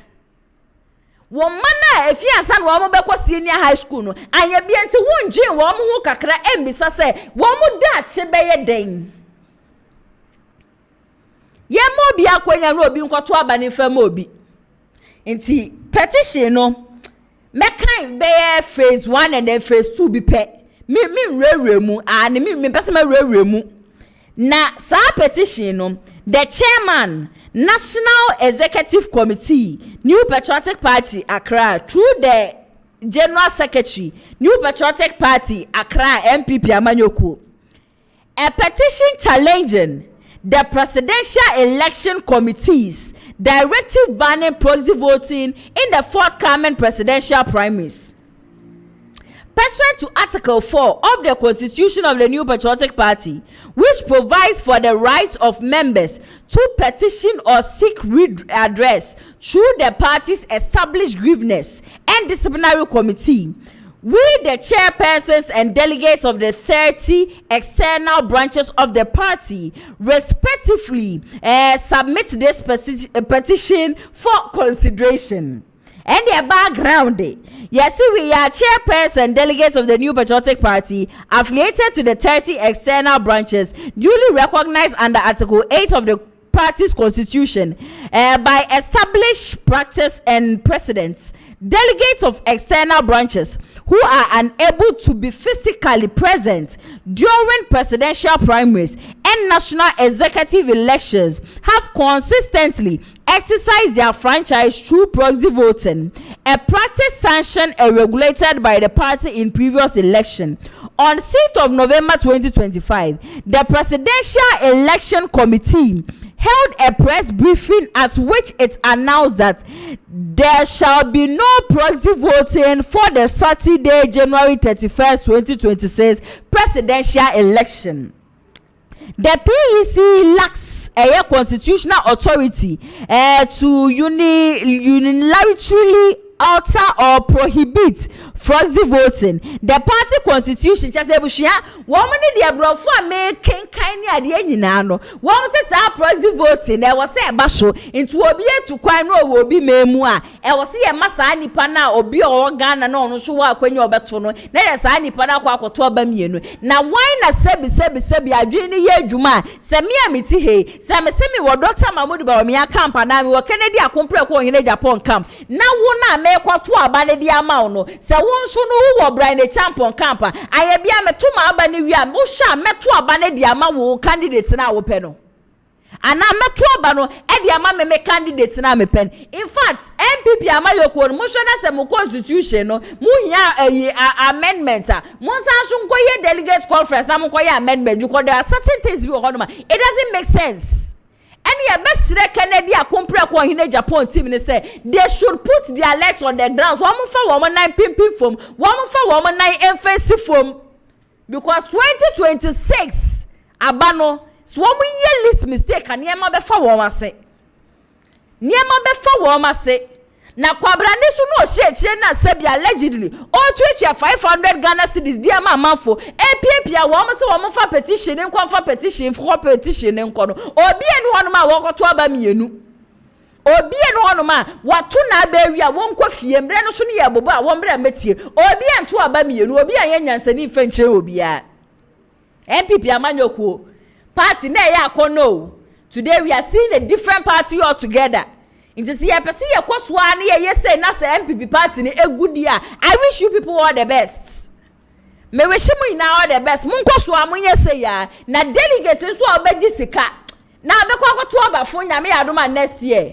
Twedi ampo nyankopon hada shui ene nu ubedi. ATPD ensama ajasa aba won krata ni mu no wo ba be pese ni nyina mu ede amaye. Na before that no Lionage Clinic GH wo mo ada Roman nde nana yas wo menya akwanya na betina fidiem ha no se ebusua makasa ede de ekoso o man Ghana nyina no ede aso no mesha so we kam ho no ija yakọ na yakọje eye aboafo nkrato abasisia Abusia yare ben na ehawo and get to brain no me come for Lionage Clinic Ghana and famau ahanko na abepiem a ye de bibidro esan yare abusia se oba bepiem wa hase ya yesa enam yare bi te se syphilis gonorrhea candidiasis jalipa do na nim se a friend of white no. Hello everyone, my name is Dr. Maxwell Aziz Mensah. I'm the founder and senior doctor of Lionage Clinic Ghana. Our mission is to provide you with exceptional herbal medicine treatment and holistic healthcare to all our patients to becoming a healthier you. Thank you for trusting Lionage Clinic Ghana. Lionage Clinic Ghana, your #1 healthcare expert.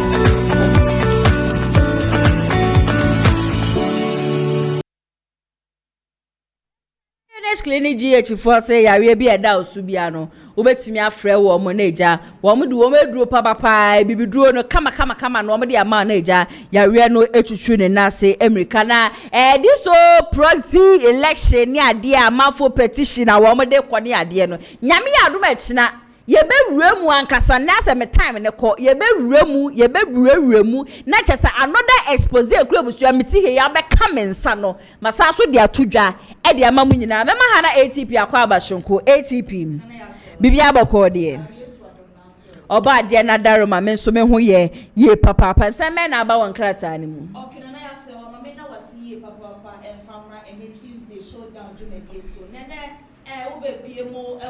daily guide na me busuan for me for daily guide enfan nkrata ni nyina ase enfama yetiefo nya hwefo dane da nyina omojebre etekumaso online TV Tick TV and afin so Friends of Ken TV nene obepie mu daily guide ni mu ase a na say minority leader ye afenyoma king ni foni eda ha say kama na wo hweye wasima han nani na say bafo boni yesi ono na yesi a ye ni so no ye chief justice no wo no so ase de ye minority leader ye afenyoma king na cast mama na shock ni bisa no de nsa ato na no kama wa ha wa hye ne se pese kama no say Abronye obe make troubles ankasa wo kroma say nene kratai ebo ho amane enu ada abro kopie mu overting room na enye fedi agran ituma mentwe e call so minority ni majority ni ntem na no odinye papa ene kratai e kan wasem se ne ma call so wo num nyina no ene daily guide e dia bias wo bo hu de ro e wo ha se wonya bia na eja watu oboase na wakenkan ni nyina bi kama so ede amaye na wo ba na siase so a na se GJ for na wo mo kasai na anu ada wo se kwa so wa ya santimante mo se ye menhia no na ye GJ for ede tuja so mo sre ada se ye na wo tu for de na no betum bi se da be ya galamsia ati se wo man ga na mo ase ni nyina no eto ebetimi etwa koso no de wo kan amanfo tia na se Ghana fo ye tie no ntino wo fo na no entum se da ya galamsi atete se wo man Ghana mu ase nyina no eto ebetimi etwa ewo kroma se ne krata daily guide epon wa mane enso ewa ase na oba na suru ase so a na sesi ano ye Ghana police for any Nigeria police for na so isi ono maka omo ho abo mati task force bia eba betima ba human traffic ahodro ekoso ewo man Ghana mu ase na obetisi achi obi wa haya chi obi wa ase no obi timi bedi bone wo man Ghana mu ase no wakwa kopie mu ewo Nigeria obi so fro Nigeria no obedi bone ewo man Ghana mu ase we anama eye Nigeria ni Ghana aka aboma wo mati task force omo ba ba be hwe ama sa na ema ni nyina etu otimetwa ewo kroma se ya ene daily guide eba ho amane enso ewo ha ewunya bia na eja wakenkan ni nyina bi so ede ama na busuan wo be pie mu akrata ye mu akratafa tosu ensia so na ese telisefo mo na wawefo ese so maka bo mo ba be hwe ama network no etimi akona nim to otian kasa ene kratai enso ekan wasem enso ewasente na no pay ensema daily guide ede ba ye ne se maboni nyina tofa ede amount de be ya ne se eja obenya bi na eja wato obo ase no wakenkan ni nyina bi kama so ede amaye mame fo wonko eye daily graphic na be pie mo daily graphic na ese abusuafo yi na ese ye bafo boni ni foni ed ha say enra ada de nam se na nye fedi agran kasa abra kopie mu ewo committee fo animum na we na wo kire mu ka kire Ghana fo ene awiase fo na nyina se wo hye Ghana fo nyina bo se CNC ya gi na tum so ono be chief justice ankasa ewo man Ghana mu ase no wo be ye hwehwani mu bi chief justice wo kro mu ase wo se da bi da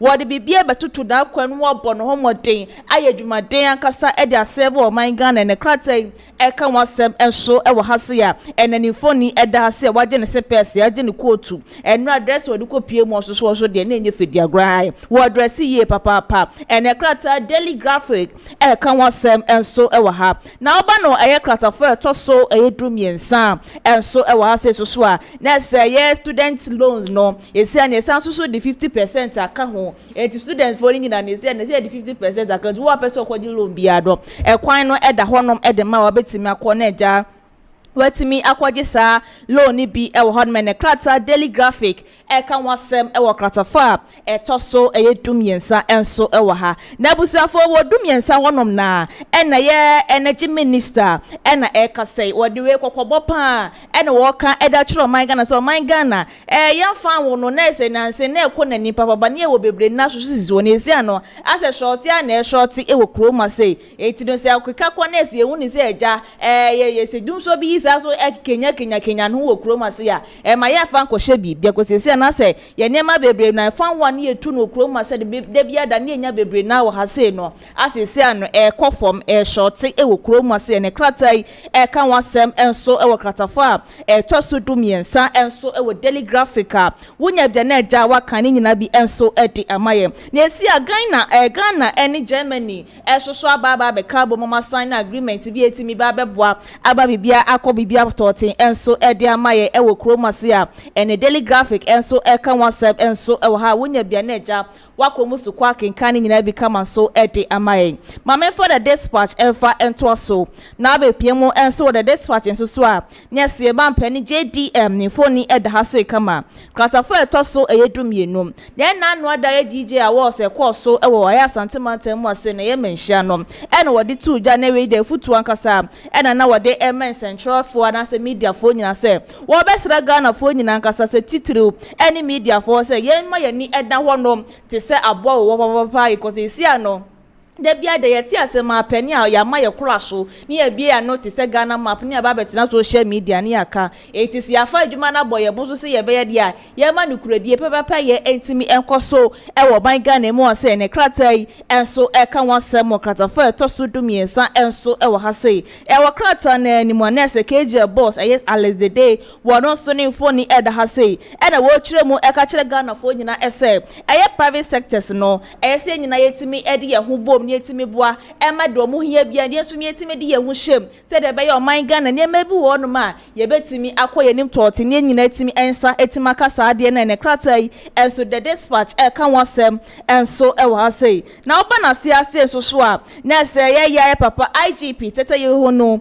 ne phone e da ha sei sanso e na ye kwabrajon for no e na ye GJ president eno so ne phone e da ha sei wo kratafa e tosto dumiensa na no ada de kwa so e wa ye o asante mantem mu ase no ni nyina ye GJ awards no e na ye president yi e di etu eja e ka kire e ye tete ye ho no se osre na da se se na se twrofo ase de ye ni o man Ghana mu ase na se e bra ye bro okuro ma se na nye fedi agro eti we da de sre de pa no de sre ye IGP se wo make sure se obetimi ama improvement bi abaye media fo ni se de be ya even kwa se bi boni kura ekoso a police fo ebetima cover ye e okuro ma se ya ene se ma se krata dispatch enso ede eba enti wunya bia na eja wakenkan nyina bi kama so ede amaye me de wo call the business analyst na be piem so e wo the business analyst so a na se kratafa etoso eyemiensa enso e wo ha say no na se na wo tumfo ni phone eda say GJ president e kwabrajon for so ni phone eda san so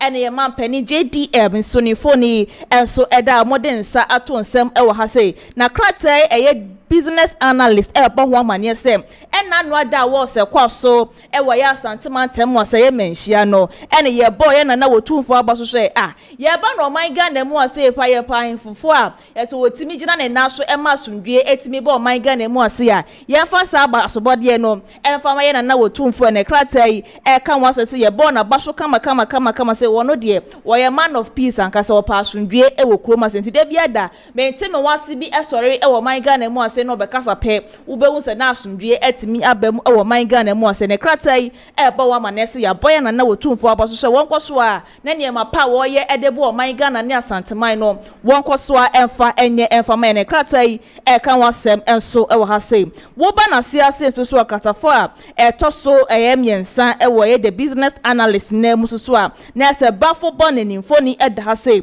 e na kratai e kire mu e ka se wono de wo qualify ba wa pa yeso betimi I chief justice e tinsema aye minority leader MPP amane kwori bebre ka na fine ko se wo se wo mo no wanti wo bia case wono de wo qualify bibia kire se obetimi aye chief justice ankasa wo man Ghana mu asei ama na ye mese no anda na kopie mu ho no ma na enye federal ne kratai kan wasem enso e wa say na ba na show ase so akratafa se etoso enum na se busua na se eye minority leader ya fi no marking phone eda soro se kama ni nyina eye vet na nre course so a jabafo boni menteme wase bi so ye eja minority for 90 every one of no and a kratai enso ka wasem enso wase Bank of Ghana ya governor ena eka sei ena wo kire mu ka kire my Ghana nyina se si economy no etime gina bra ne papa pa ya enye fidi agro ankasa ene kratai enso ka wasem enso wase na wo kopie bo so wo ye nkramantem susu a na se FDA for omaye omadwuma ni biem eye factory ba kwa se so mo ye pure water e wo ho no so mo ni lances nti no ena me no kase ye kwa kotumti esi ene enso bi wo na se wo no ma na eja wato obo aso wo hwehwe mu ya ansa na wano kose dan ahwe ya asanso kwa problem for ede Abronye ne krata daily the business analyst in sama se wo mo ede eba na busua me di nyina enso ede ababa be somo me de wo kwa the overseer na be piemo so wo do overseer so a na se na no ada ye man pani dada na na danko akufu ado adu show board gaga di prema Jack Toronto ai abra no wa bem na kopiemo wo ye takrade marketer na se na project no na ekoso de so bedrum na bia na se project na enkoso biem de so na kratai e ma ye te ase e wo do overseer se si no finance minister na ekasa se si no ma sha se o musanso e ye adwuma ye takrade market no o mo asanso akɔho o mo ye hu adwuma enche bia no Ejakopon boy ebetimi abia no ede amadwadefo a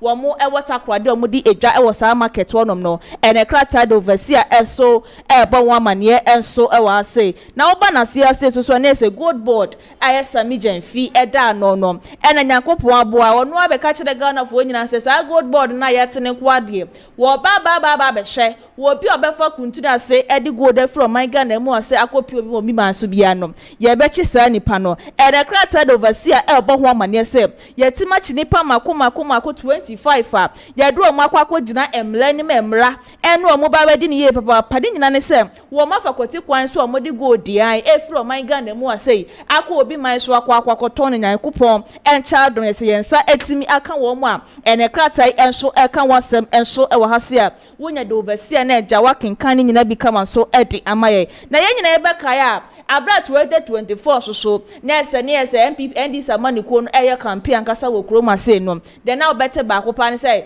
ye ba ye be hwe na nkokon nketenkete etima be koso papa ye e wo kroma sei ene do overseer e bon wa mane sei enche bia ento anko sei ebedi esmas na ese san nkokon nketenkete no ya be lanche ewo ye kumase mantem wase asante mantem wase ntino mo se enche bia no eye nkokon nketenkete program no mo ba be lanche no wa ya asante mantem wase ne kratai ka wasem enso ewo hase ya wonya bia na eja wakenkan nyina bi kama soso ede amaye ya ene kratai ka wasem wa ye Eriko Poku no na ye agric minister soso ede etu dwa brais oni mpanifo ede nhyiamu no wo se enche bia na asante mantem wase na MD samanu ko bo hye na wo mo Ghana fo nyina no wo mo ahase o mu disiti kuko kitekete a na Ghana fo ti memufo ka se na kuko kitekete a o kan ye wen no mo se esi an enche baba be koso edi amaye sanso ene Ghana ene na Germany agreement akoso ye ntem no ba ma bibia akoso no ene krata do overseer so po ho amane enso wo ha wonya bia na eja wakenkan nyina bi enso edi amaye na no pa insama do overseer enso edi ebaye enso eno no me de wo Daily Post na be piemo enso e wo Daily Post a na se acting defense minister wa baba be kasa ni nyina 6 August de see wo my Ghana mu ase se breach kase a so bo my Ghana nkrofo enwo twi a se mu nyina helicopter crashes e crash ye mu nyina hwero mo kwa ya Yakopon abo ama report no aba bonte ne atisi na ya se wa kra ba be church mu nyina enso e da kire ne kratai enso e ka wasem enso e wa ha na oba ne kratafo etoso eye ensia ene enso wo Daily Post a na se bafo bonia waje Yesu akroso ibi na wo so ye ka kire Ghana fo nyina se he se sia na oba ye acting Ghana se Chief Justice Okroma say no wo ba be hwe amanimdie Yakopon ede ma no watimi da ba be boa ma bibia tima kwoso wano akasa e wo Okroma say wo so wo no se no be hwehwe ni mu bia niam bia wo Okroma say yo wo ba be hwe amanema bebre na tima kwo de nim Chief Justice abra na wo so ye wo pledge say I promise on my own and I and the Krataa Daily Post the phone aba beto wase yes wo kire mu a wo ka say Yakopon boy say yes so ye ni so me Chief Justice o be bon homode papa ya Krataa Daily Post kan wasem enso ewo ha na oba na sia say so na senkrofo 25 as a gold board etimi ache wo nyina ne nyina ne so mo nam kwati kwan so a wo mo di gold edi from my Ghana mu say akwakọ POB man so akwakọ tondo sami janfi ni squad ne nyina netima ache senkrofo ye nipa 25 ye ne Krataa kan wasem ye de o makwakọ gina emra no ane Daily Post bo ho amane enso ewo ha na enu adabra na sevete no kwaso yeja bafo boni yes wo kasa no say ade mane ejele ye atayi 70 years ni nyina ne se no wo shuro because ye won de we na atayi wo kroma se no se wo di nyamra saman kasa wo kroma se wo jere di be 30 years 20 years obetima kwa aba na eja wa ba trete na ne ye na busuafo ntim so man 70 years a sa 70 years no be kwa aba no bafo body no kura wa frim kwa dada kura na chire kura no akata eno nti ne nam so mane jele ye atayi 70 years ne Krataa Daily Post bo ho amane enso wo ha wonya bia na eja wakan ni nyina bi kama so de amaye me de wo kwa daybreak na be piem so wo daybreak nso so a na ese Krataa etosom yensa no na ese minority leader ye afenoma kenifoni eda hase ya ese enra divert ne kwa so a mentem wan so mo sorry edi free wonom ne Krataa enso kan wasem enso wa hase sanso na Alex Dede ono so private sector so obesra da se nyina betima carbon yetima bibia wo man Ghana mu ase ama bibia kwa wano enso eda maye ne Krataa kan wasem enso eda maye bafo bonya wo kire mu kase de ntia wo jeli ya atayi 70 years no suro papa yi ko so ye sha brand criminal kasa enuti na namso manage jeli ya atayi 70 years na ne Krataa daybreak so kan wasem enso wa say sanso na wo ba na se ase so ye top military bi officer bi ese sika bi 500,000 Ghana cedis afa ne sase so Krataa enso daybreak kan wasem enso wa ha wonya bia na eja wakwa musuko no akenkan ni nyina bi kama so edi amaye mama for the national enquirer enfa enso ready nyina so na obepiem o the national enquirer so a na se esi ano passport ese na okroma se Yakopon abo mo aga na fo Ghana fo nyina abo se de tie bia no wo mo be hwe no ma wise asika ne so edi amaye ne wo mo so mo te so 30% edi amaye ne Krataa kan wasem enso wasan so na ye Ghana ne Nigeria esi ano mate task force betima boa ama woman traffic ekoso wo man Ghana ne Nigeria ne to atimetwa no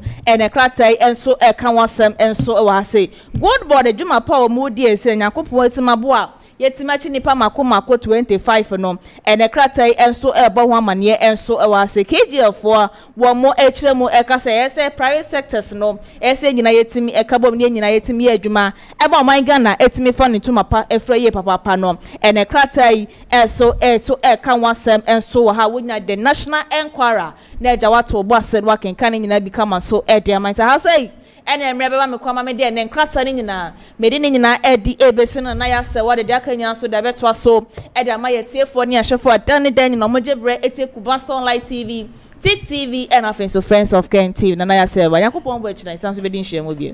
Okay, Hana ATP meda wasi ye baba sense ma ba won Krataa ni no wa pense ni nyina mu ede ama enyam pe echi na. Okay. Ebusia ATP na mote ne nkaneja yesi enchekra nkokọ nkete policy no che se yade a shantemantemu hanum se ye bedru ye nso me ameti he me twen na me twen anka se bia na me be sha ase na me de me hu akwa kowura yi mu ase me benye nkokọ aba beton ka fi ba shinge busu ame nkokọ de anka me ntumi mpo nkan wo mu atati hwe ya ori akokọ na machi na nke ja me yi ba ko de amane so wonje emfa nkotwa nanum in fact member no enya ye be member no eko ankasa ba busu ame o video bi ambese me di ja mo kwan na ne nyina no madam na atoshi ane campaign na no hye ankasa ene wo ye de ama Kennedy akompre ko hene Japan sabre our central region our delegate kasa na atoshi obi 2023 no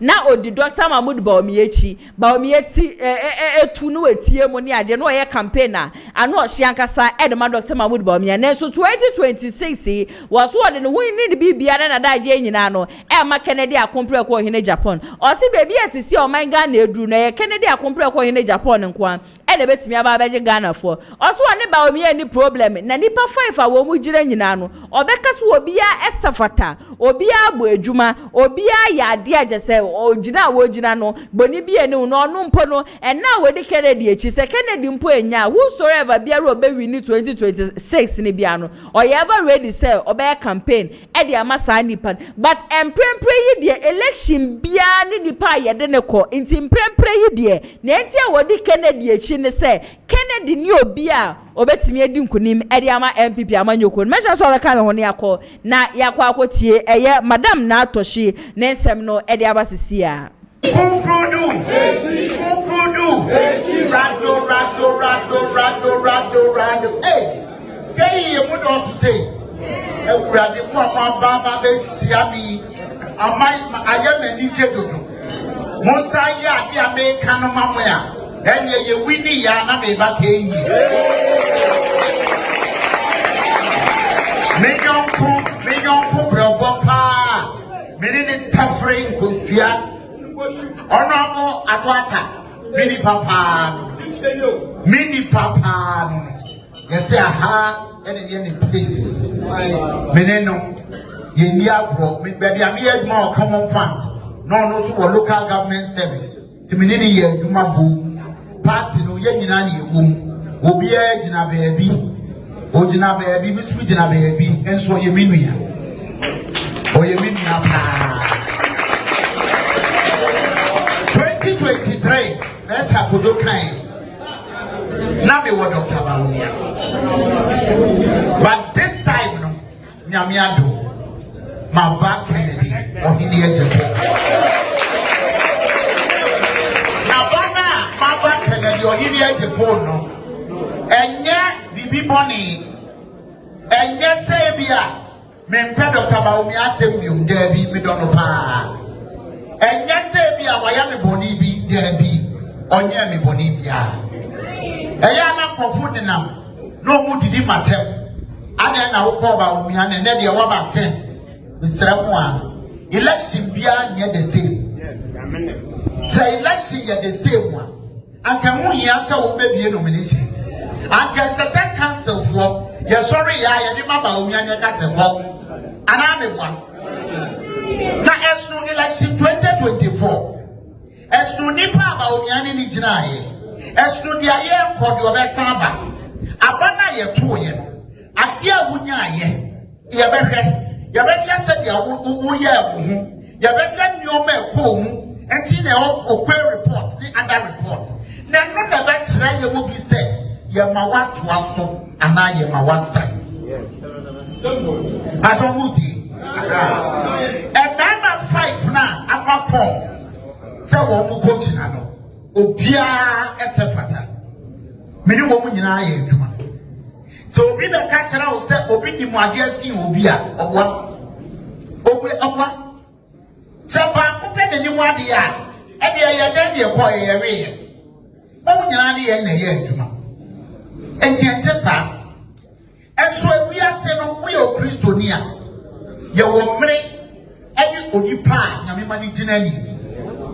Most is a Juma baby, the bear or Yaya. I hear ya Bible, Musia, Radi. It's Moses Breya, still a woman and go promise land. One prayer, Radi say, what the baton, Beban this person. Yamina Mekai. Money Yadri. And think I get your yes, said next one for the four. Many many reasons for. Now some teach one. Now money may be far me dasi. Say be a one person want to man me candidates can now. Me person be some go ha. Ababia mo be 31st January no. Motoma can do one can do. Ya mo be to bia me campaign manager mani pa. The president 31st January no. MPP and the bedding kunim and any father said. Hello. Madam Natoshi ena sabre ya menemo kase ya kwa kotie ne kasa na bana ne kasa wakan ye ne phrase na ye me depa ne se election bia ya shuni pa ye de ne ko into 2023 no no hu se ko mo de ba omi akwa na be ye na so mo de ba omi akwa ye no mo share figure ba omi anya ya like 38 de wo de beto ho no mo hu se da bi 38 we de amoa no en wa jump ye free ba omi camp e bedru Kennedy camp na wo hye se de Kennedy kasa na wo hye baby obefa bia se de obi aboje Kennedy akompre ko hene Japan so a onim se Kennedy ba eye one touch pe edema eye MPP amanyoko na nunti no madam na atoshi wo ba beka Kennedy ho na nyese woni ba o me ni issue oni ba me ni problem bia ba me o yada no check no feeling style baby but baby a MPP party ne dru sabre enya ba o me an ye de ne beko ne sanse ye de ba o me akwa Alaji 38 remember be Alaji 17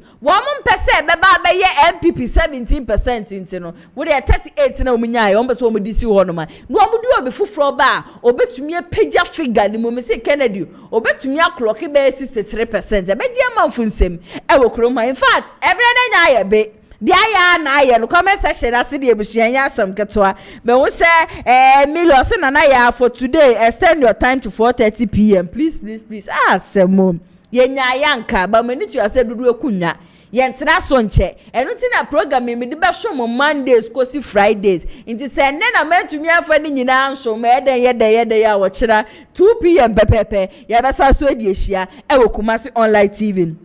And then so you report the to honum. Enipa 59 ene to aba. Akompre ko hine Japan dani de nyina yede ya wonu anedi nkonim onya 75%.